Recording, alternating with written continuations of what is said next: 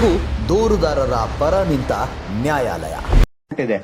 ಅವತ್ತಿನ ದಿನ ರಾತ್ರಿ ದೊಡ್ಡ ದಣಿಗಳು ಕೂಡ ಅಲ್ಲಿ ಬಂದಿದ್ರಂತೆ. ದೊಡ್ಡ ದಣಿಗಳು ಕೂಡ ಅಲ್ಲಿ ಬಂದಿದ್ರು, ವಾಕಿಂಗ್ ಮಾಡ್ತಾ ಬಂದಿದ್ರಲ್ಲಿ. ಯಾರು? ಟಾಕಿಂಗ್ ಮಂಜುನಾಥ್ ಅವರು. ಇಲ್ಲ ಸರ್, ಹಂಗೆ ಹೆಸರು ಹೇಳಂಗಿಲ್ಲ. ಟಾಕಿಂಗ್ ಮಂಜುನಾಥ್ ಅವರು ವಾಕಿಂಗ್ ಮಾಡ್ತಾ ಬಂದಿದ್ರು. ಏನಾಯ್ತು ನೋಡೋಣ ಅಂತ ಅವರು ವಾಕಿಂಗ್ ಮಾಡಿ ಮತ್ತೆ ಟಾಕಿಂಗ್ ಮಾಡಕ್ ಬಂದ್ರು. ಟಾಕಿಂಗ್ ಮಾಡಿದ್ರು ಯಾರ ಜೊತೆಗೆ? ಸುಂದರಿ ಜೊತೆಗೆ.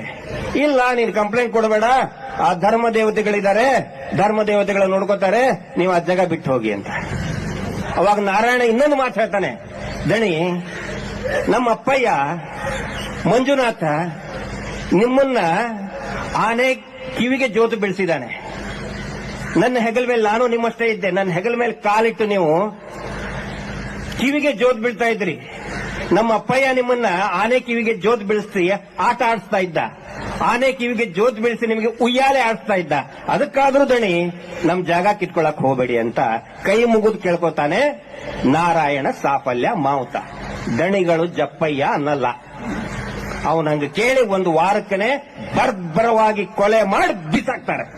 ಪರ ಹೋರಾಟಗಾರರಿಗೆ ಈಗ ಇಲ್ಲಿ ತನಕ ಏನು SIT ತನಿಖೆಯ ವರದಿಯಲ್ಲಿರುವಂತಹ ಅಂಶಗಳ ಬಗ್ಗೆ ಒಂದಷ್ಟು ಗೌಪ್ಯತೆಯನ್ನ ಇದ್ ಮಾಡ್ಕೊಂಡ್ ಬಂದಿತ್ತು. ಸೊ ಅದ್ರ ಈಗ ಬೆಳ್ತಂಗಡಿ ಕೋರ್ಟ್ ನಿಮಗೆ ಇದ್ ಮಾಡಿದೆ ಸರ್, ಏನು ನಿಮಗೆ ವರದಿಯನ್ನ ಕೊಡೋದಕ್ಕೆ, ವರದಿಯಲ್ಲಿ ಇರುವಂತಹ ಅಂಶಗಳನ್ನ ನಿಮಗೆ ಕೊಡೋದಕ್ಕೆ ಒಪ್ಪಿಗೆ ಕೊಟ್ಟಿದೆ. ಇದ್ರ ಬಗ್ಗೆ ಒಂದು ನಿಮ್ಮ ರಿಯಾಕ್ಷನ್ ಏನ್ ಸರ್? ಅವರು SIT ಅವರು ಒಂದು ರಿಕ್ವೆಸ್ಟ್ ಹಾಕಿದ್ರು, ವರದಿ ಕೊಡೋಕ್ಕಿಂತ ಮುಂಚೆ ಅಥವಾ ಮುಂಚೆನೂ ಕೂಡ ಅವರು ಒಂದು ರಿಕ್ವೆಸ್ಟ್ ಮಾಡ್ಕೊಂಡಿದ್ರಂತೆ ಬೆಳ್ತಂಗಡಿ ಮಾನ್ಯ JMSP ನ್ಯಾಯಾಲಯಕ್ಕೆ. ಓಕೆ, ಇದು ಕೊಡಬಾರ್ದು, ಸರ್ಟಿಫೈಡ್ ಕಾಪಿ ಕೊಡಬಾರ್ದು, ಇದು ಗೌಪ್ಯತೆ ಮೇಂಟೈನ್ ಮಾಡಬೇಕು ಅಂತ ಹೇಳಿ. ಓಕೆ, ನಮಗೆ ಆಗ್ತಾ ಇದ್ದಂತಹ ಒಂದು ಕಿರುಕುಳ ಏನಂತ ಹೇಳಿದ್ರೆ, ನಾವೆಲ್ಲರೂ ಹೋರಾಟ ಮಾಡ್ತಾ ಇರೋದು, ಸಂಘರ್ಷ ಮಾಡ್ತಾ ಇರೋದು, ಧರ್ಮಸ್ಥಳದಲ್ಲಿ ಅಷ್ಟೊಂದು ಅತ್ಯಾಚಾರ ಕೊಲೆಗಳು ನಡೆದಿದೆ. ಆ ನಂತರ ಚಿನ್ನಯ್ಯ ಅನ್ನೊಬ್ಬನು ಅವನಾಗೆ ಬಂದಿದ್ದ. ಅವನಿಗೆ ನಾವು ನ್ಯಾಯಾಲಯದ ಪ್ರಕ್ರಿಯೆಗಳನ್ನ ಇಂಟ್ರೊಡ್ಯೂಸ್ ಮಾಡಿದೀವಿ. ಅವನನ್ನ ನ್ಯಾಯಾಲಯಕ್ಕೆ, ಪೊಲೀಸ್ ಸ್ಟೇಷನ್ಗೆ ಪರಿಚಯ ಮಾಡಿಕೊಟ್ಟಿದ್ದೀವಿ. ಅವನು ಅಲ್ಲಿನೂ ಕೂಡ ಅದೇ ಹೇಳಿದ್ದಾನೆ. ನಮ್ಮ ಮುಂದೆ ಏನು ಹೇಳಿಕೆ ಕೊಟ್ಟಿದ್ದ ಅಲ್ಲಿನೂ ಕೂಡ ಅವನು ಅದೇ ಹೇಳಿದ್ದಾನೆ. ಆದ್ರೆ ಇಲ್ಲಿ ನಮ್ಮನ್ನು ದೂರು ಕೊಟ್ಟವರು ಅಥವಾ ಅವನಿಗೆ ಸಹಾಯ ಮಾಡಿದವರು, ಇಷ್ಟೊಂದು ಕೊಲೆಗಳಾಗಿದೆ ಅಂತ ಹೇಳಿದವನಿಗೆ ಕಾನೂನಿನ ಒಂದು ಸಹಾಯ ಮಾಡಿದವರಿಗೆ ನಮ್ಮನ್ನೇ ಅಪರಾಧಿಗಳಂತ ಮಾಡೋದು ಎಷ್ಟು ಸರಿ? ಇವ್ರು ಯಾವ ರೀತಿ ಬಿಂಬಿಸಿದ್ರು ಅಂತ ಹೇಳಿದ್ರೆ, ನೋಡಿ, ಅವನು ದೂರು ಕೊಟ್ಟ ಪ್ರಾರಂಭದಲ್ಲಿನೇ 183 BNS ಪ್ರಕಾರ, ಅಂದ್ರೆ ಮುಂಚೆ ಅದು CRPC ಪ್ರಕಾರ 164 ಇತ್ತು. ಈಗ ಅದು 183 ಪ್ರಕಾರ ಅವನು ಕೊಟ್ಟಿದ್ದಾರೆ JMSP ಮ್ಯಾಜಿಸ್ಟ್ರೇಟ್ ಎದುರುಗಡೆನೆ. ಮ್ಯಾಜಿಸ್ಟ್ರೇಟ್ ಎದುರುಗಡೆ ಕೊಟ್ಟಾಗ ಅವನು ಏನು ಹೇಳಿಕೆ ಕೊಟ್ಟಿದ್ದಾನೆ, ಯಾರು ಕೊಲೆಗೆ ಪ್ರೇರೇಪಿಸಿದ್ರು, ಯಾರು ಅದಕ್ಕೆ ಕೊಲೆ ಮಾಡಿದ್ದಾರೆ, ಹೂತ್ ಹಾಕೋದಕ್ಕೆ ಹೇಳಿದ್ದಾರೆ, ಅವ್ರು ಬಿಟ್ರು. ಈ 2 ತಿಂಗಳಾದ ಮೇಲೆ ಅವನನ್ನ ಪೂರ್ತಿ ತದ್ವಿರುದ್ಧ ಹೇಳಿಕೆ ಮಾಡುವಂಗ್ ಮಾಡಿದ್ರು. ಆ ತದ್ವಿರುದ್ಧಕ್ಕೆ ಹೇಳಿಕೆಯಲ್ಲಿ ನಮ್ಮ ಬಗ್ಗೆ ಏನೋ ಹೇಳಿದಾನೆ ಅಂತ ನಮಗ್ ತಿಳ್ಕೊಟ್ವಿ. ಅವಾಗ ನಮ್ಮನ್ನ ಇಮಿಡಿಯೇಟ್ ಆಗಿ ನಮಗ್ ನೋಟಿಸ್ ಕೊಡ್ತಾರೆ. ಇಲ್ಲಿ ಬರ್ತಾ ಇರೋದೇನಂತ ಹೇಳಿದ್ರೆ, ನಮ್ಮ ಪ್ರಶ್ನೆ ನೋಡಿ, ಒಂದೇದ್ದು ಎಲ್ಲರೂ ನಾವು ಅರ್ಥ ಮಾಡ್ಕೋಬೇಕು. ಈಗ ಯಾವ ತರ ಇದನ್ನ ಬಿಂಬಿಸ್ತಾ ಇದಾರೆ ಅಂತ ಹೇಳಿದ್ರೆ, ಬುರುಡೆ ಕೇಸ್ ಅಂತ ಹೇಳ್ತಾ ಇದಾರೆ, ಹೌದಲ್ವಾ? ಹೌದು, ಬುರುಡೆ ಕೇಸ್. ಸರಿ, ಎಲ್ಲೂ ಕೂಡ ಬುರುಡೆ ಕೇಸ್ ಅನ್ನೋದು ರಿಜಿಸ್ಟ್ರೇ ಆಗಿಲ್ಲ. ಅಫಿಷಿಯಲ್ ಆನ್ ರೆಕಾರ್ಡ್ ಇರೋದು Dharmasthala cases 39/2025 Dharmasthala police station, Dharmasthala cases, Dharmasthala ಪ್ರಕರಣಗಳು ಅಂತ ಇದೆ. ಇವರು ಬುರುಡೆ ಕೇಸ್ ಅಂತ ಹೇಳ್ಕೊಂಡು ಅದನ್ನ ತಿರುಚುತ್ತಾ ಇದ್ದಾರೆ. ಅದ್ರ ಸಲುವಾಗಿ ಸ್ವಾಮಿ, ನಾವು ಏನ್ ತಪ್ಪು ಮಾಡಿದೀವಿ ಅನ್ನೋದ್ರ ಬೇಕಲ್ಲ ನಮಗೆ. ನಮ್ಮ ಮೇಲೆ ಇಷ್ಟೊಂದು ಆರೋಪ ಮಾಡ್ತಾ ಇದ್ದಾರೆ, ನಾವೇನು ಷಡ್ಯಂತ್ರ ಮಾಡಿದೀವಿ ಅಂತೆ, ಧರ್ಮಸ್ಥಳ ಷಡ್ಯಂತ್ರ ಮಾಡಿದೀವಿ ಅಂತೆ. ನೋಡಿ, ವಿಚಾರಣೆ ಎದುರಿಸೋರು ನಾವು, ನಮಗ್ ಗೊತ್ತಿದೆ ಏನು ಸತ್ಯ ಅಂತ ಹೇಳಿ. ನಮ್ಮ ಮೇಲೆ ಸುಳ್ಳು ಆರೋಪ ಹೊರಿಸಿದ್ರೆ ಏನು ಅದು ಆರೋಪ ಅಂತಂದ್ರೂ ಗೊತ್ತಾಗಬೇಕಲ್ಲ. ಅದ್ರ ಸಲುವಾಗಿ ನಾವು ಕೇಳಿದ್ವಿ ಎಲ್ಲಿ JMSP ಕೋರ್ಟ್ ಅಲ್ಲಿ. ಅವಾಗ ಅವ್ರು ಇಲ್ಲ ಅಂತ ಇದ್ರು. ದೊರರಾಜು ಸರ್ ಅವರು ಇಮಿಡಿಯೇಟ್ ಆಗಿ ಇದರ ಬಗ್ಗೆ ಸಾಕಷ್ಟು ಆಸಕ್ತಿ ತೋರಿಸಿ, ದೊರರಾಜು ಸರ್ ನನಗೆ ಲಾಸ್ಟ್ 23 ವರ್ಷದಿಂದ ಪರಿಚಯ ಇದ್ದಾರೆ. ಅವ್ರು ಬರೀ ಅಡ್ವೊಕೇಟ್ ಅಲ್ಲ, ಈ ತರ ಸಾಮಾಜಿಕ ವಿಷಯಗಳು ಬಂದಾಗ ಅವರು ಜೊತೆಗೆ ನಿಂತ್ಕೊಳ್ತಾರೆ. ಯಾವ ತರ ಬಾಲನ್ ಸರ್ ನಿಂತ್ಕೊಳ್ತಾರೆ, ಹೋರಾಟಗಾರ ಪರವಾಗಿ ನಿಂತ ಅನೇಕ ಉದಾಹರಣೆಗಳು ಬಾಲನ್ ಸರ್ ಇದೆ. ಅದೇ ರೀತಿ ದೊರರಾಜು ಸರ್ ಕೂಡ ಇಲ್ಲಿ ನಾವು ಅಬ್ಸರ್ವ್ ಮಾಡ್ಬೇಕಾಗಿರೋದು, Doraraju sir is a rightist advocate, ಆನಂತರ Balan sir is a leftist advocate. Soujanya ಹೋರಾಟಕ್ಕೆ ಎಡಪಂಥೀಯ ಬಲಪಂಥೀಯ ಯಾವುದೇ ಭೇದವಿಲ್ಲದೆ ಇಬ್ಬರು ವಕೀಲರು ಕೂಡ ಕೈ ಜೋಡಿಸಿದ್ದಾರೆ, ಸಹಕಾರಕ್ಕೆ ನಿಂತಿದ್ದಾರೆ. ಹೀಗಾಗಿ ವಾದ ವಿವಾದ ಬಹಳ ಜೋರಾಗಾಯ್ತು. ಅವ್ರು ಕೊಡುದಿಲ್ಲ ಅಂತ ಹೇಳಿದ್ರು. ಬಟ್ ಸ್ಟಿಲ್ ನೋಡಿ, ಒಂದ್ ವೇಳೆ ಪೋಕ್ಸೋ ಕೇಸಲ್ಲಿ ಏನಾದ್ರು ಇದ್ರೆ prevention of children from sexual offences POCSO ಕೇಸಲ್ಲಿ ಕೊಡುವಾಗಿಲ್ಲ. ಆಫೀಸರ್ ಸೀಕ್ರೆಸಿ ಆಕ್ಟ್ ಪ್ರಕಾರ ಇದ್ರೆ ಕೊಡುವಾಗಿಲ್ಲ. ಡಿಫೆನ್ಸ್ ಸಲುವಾಗಿ ಏನಾದ್ರು ಇದ್ರೆ ಕೊಡುವಂಗಿಲ್ಲ. ಬಟ್ ಇದು ಯಾವ್ದು ಅಲ್ವಲ್ಲ, ಇದು ಯಾಕೆ ಮುಚ್ಚಿಡ್ತಾ ಇದೀರಿ ಇದನ್ನ? ಯಾಕೆ ಮುಚ್ಚಿಟ್ಟು ಇದನ್ನ ಒಂಥರ ಷಡ್ಯಂತ್ರ ಅಂತ ಸುಳ್ಳು ಇದನ್ನ ರೂಪಿಸ್ತಾ ಇದ್ದಾರೆ. ದೇವಸ್ಥಾನದ ವಿರುದ್ಧ ಷಡ್ಯಂತ್ರ ಆಗಿದ್ದು ನಿಜ. ಎಲ್ಲಿ ಷಡ್ಯಂತ್ರ ಆಯ್ತು? ಅವನನ್ನ ತದ್ವಿರುದ್ಧ ಹೇಳಿಕೆ ಕೊಡಿಸಿ, ಅವನನ್ನೇ ಆರೋಪಿ ಮಾಡಿಸಿ, ಅವನನ್ನೇ ಜೈಲಿಗೆ ತಳ್ಳಿ, ಮತ್ತೆ ಉಳಿದಂತ ನಮ್ಮ 4-5 ಜನರನ್ನು ಕೂಡ ಯೂಟ್ಯೂಬರ್ಸ್ ಕೂಡ ಜೈಲಿಗೆ ತಳ್ಳೋ ಪ್ರಯತ್ನ ನಡೀತಲ್ಲ, ಅದು ಷಡ್ಯಂತ್ರ. ಓಕೆ, ಈಗ ನೀವು ಆರೋಪ ಏನ್ ಮಾಡ್ತಾ ಬಂದಿದ್ರಲ್ಲ, ನೀವು ಆರೋಪ ಮಾಡ್ತಾ ಬಂದಿದ್ದ ಹಿನ್ನೆಲೆಯಲ್ಲಿ ಆರೋಪ ಮಾಡಿರುವಂತಹ ವ್ಯಕ್ತಿಗಳನ್ನ ಈ ಇದರಲ್ಲಿ ತನಿಖೆಗೆ ಒಳಪಡಿಸಿದ್ರು ಅಂತ? ಹೌದು, ಅವರು ತನಿಖೆಗೆ ಇದುವರೆಗೂ ಕೂಡ ಅವ್ರನ್ನ ಯಾವುದೇ ನೋಟಿಸ್ ಕೊಟ್ಟಿಲ್ಲಲ್ಲ. ಇಷ್ಟೊಂದು ಅಲ್ಲ sir, it is not A small thing. ಒಂದು ಮಗು ಏನಾದ್ರೂ ಬಾವಿಯಲ್ಲಿ ಬಿದ್ರೆ ಹೆಲಿಕಾಪ್ಟರ್, ಕೊಳವೆ ಬಾವಿಯಲ್ಲಿ ಬಂದ್ರೆ ಹೆಲಿಕಾಪ್ಟರ್ ತರಿಸಿ ಏನೇನೋ ಮಾಡಿ ಲಿಫ್ಟ್ ಮಾಡ್ತಾರೆ ಅದನ್ನ. ಇಲ್ಲಿ 100 ಹೆಣ್ಮಕ್ಳು ಸತ್ತು ಹೋಗಿದ್ದಾರೆ ಆಲ್ರೆಡಿ. ಇದು ನನ್ನ ಮಾತಲ್ಲ, ಇದು SITಗೆ ಅದು ಗೊತ್ತಾಗಿದೆ. ಈ ಪಂಚಾಯಿತಿ ಹೂತ್ ಹಾಕಿದ್ರಲ್ಲಿ 36 ಹೆಣಗಳ ಯಾವುದೇ ದಾಖಲೆ ಇಲ್ಲದೆ ಹೂತ್ ಹಾಕಿದ್ದಾರೆ. 76 ಹೆಣಗಳನ್ನ ಅವತ್ತಿಂದ ಅವತ್ತನೇ ದಫನ್ ಮಾಡಿದ್ದಾರೆ.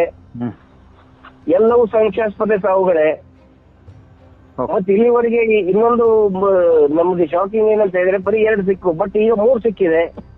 ಆನ್ ರೆಕಾರ್ಡ್ ಕೋರ್ಟಿಗೆ ಕೊಟ್ಟಿದಂತ ವರದಿಯಲ್ಲಿ ಚಿನ್ನಯ್ಯ ತೋರಿಸಿದ ಜಾಗದಲ್ಲಿ 3 ಶವಗಳು ಸಿಕ್ಕಿದೆ.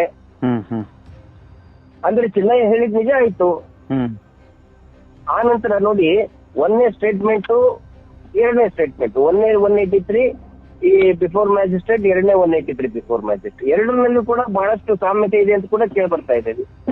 ಸೊ ಅದು ಗೊತ್ತಾಗ್ಬೇಕಲ್ಲ, ಎಷ್ಟು ಕೊಲೆಗಳು ಮಾಡಿದವ್ರು ಯಾರು, ಅದು ಕೊಲೆಗಳು ಯಾರು ಮಾಡಿದ್ರು ಅದನ್ನ ಹುಡುಕೋದ್ ಬಿಟ್ಟು ಬುರುಡೆ ತಂದು ಕೊಟ್ಟ ಮೇಲೆ ಅಥವಾ ಅದಕ್ಕೆ ಸರ್ಕಾರ ಅದಕ್ಕೆ ಕಾನೂನಿನ ಒಂದು ಮಾರ್ಗದರ್ಶನ ಮಾಡಿದ್ರು ನಮ್ಮಂತವ್ರ ಮೇಲೆಲ್ಲ ಆರೋಪ ಮಾಡಿಬಿಟ್ರೆ ಹಾಗಿದ್ರೆ ಕೊಲೆ ಮಾಡಿದವ್ರು ಬೇಡವಾ ನಿಮ್ಗೆ? ಶವ ತೋರಿಸೋರು ನೋಡಿ, ಅದ್ರಲ್ಲಿ ಡೆಡ್ ಬಾಡಿ ಸಿಕ್ಕಿದೆ ಅಂತ ಅಲ್ಲಿ ಒಬ್ಬನು ತೋರಿಸ್ತಾನಪ್ಪ. ಈಗ ದರ್ಶನ್ ಕೇಸ್ನಲ್ಲಿ ಸಮ್ಮನ್ ಚೋಡ್ ಒಬ್ಬನು ತೋರಿಸಿದ, ನನ್ನ ಮನೆ ಮುಂದ್ಗಡೆ ಒಂದು ಡೆಡ್ ಬಾಡಿ ಬಿದ್ದಿದೆ ತೋರಿಸಿದ. ನೀವು ತೋರಿಸೋನಿಗೆ ನೀವು ಆರೋಪಿ, ತೋರಿಸೋನು ಷಡ್ಯಂತ್ರ, ತೋರಿಸೋನು ಟೆರರಿಸ್ಟ್ ಟೈಪ್ ನೀವು ತೋರಿಸ್ಬಿಟ್ಟು ಉಳಿದಿದ್ದೆಲ್ಲ ಕೊಂದವನು ಯಾರು ಅಂತ ಮುಚ್ಚಾಕ್ಬಿಟ್ರೆ ಸೊ ಎಲ್ಲಿದೆ ಕಾನೂನು? ಇದು ಯಾವ ರೀತಿ ಕಾನೂನು ಸರ್ ಇದು? ಸಾಕ್ಷಿ ಹೇಳಕ್ ಬಂದವನ್ನೇ ನೀವು ಆರೋಪಿ ಮಾಡ್ತೀರಿ, ಮತ್ತೆ ಕೊಲೆಗಡಕರನ್ನ ಯಾಕೆ ಹಿಡಿದಿಲ್ಲ? ಕೊಂದವರು ಯಾರು ಅನ್ನೋದು ಯಾಕೆ ಪತ್ತೆ ಹಚ್ಚುತ್ತಾ ಇಲ್ಲ? 1, 2 ಅಲ್ಲ ಸರ್, ಒಂದು ಕೊಲೆ ಆದ್ರೆ ಇಷ್ಟು ದೊಡ್ಡದಾಗಿ ಅದು ಒಂದು ಅದನ್ನ ಕಂಡು ಹಿಡಿತಾರೆ, ಇಮಿಡಿಯೇಟ್ ಆಗಿ ಕಂಡು ಹಿಡಿತಾರೆ. ಮೊನ್ನೆ ನೋಡಿ ಅಂತಲ್ಲ ಇದ್ರದ್ದು ಪ್ರಕರಣದಲ್ಲಿ ದರೋಡೆ, ಬೆಂಗಳೂರು ದರೋಡೆ ಇದರಲ್ಲಿ ಬ್ಯಾಂಕ್ ATM ಪ್ರಕರಣ 6-7 ತಾಸಿನಲ್ಲಿ ಪತ್ತೆ ಹಚ್ಚಿದ್ರಪ್ಪ. ಅದ್ರ ಇಲ್ಲಿ ಯಾಕೆ ಮಾಡಕ್ಕಾಗ್ತಾ ಇಲ್ಲ? ಇದು ಒಂದೇ, ಇದ್ರ ಹಿಂದೆ ಪದ್ಮಲತಾ ಕೇಸ್ ತಗೊಳ್ಳಿ, ಮಾನೆ ಮಾವುತ ಕೇಸ್ ತಗೊಳ್ಳಿ, double murder case, what ever. 16 ವರ್ಷದ ಒಂದು ಹುಡುಗಿ ಈ ಡೆತ್ ಬೈ ಪಾಯ್ಸನ್ ಅಂತ ಪೊಲೀಸರು ಬರ್ತಾರೆ.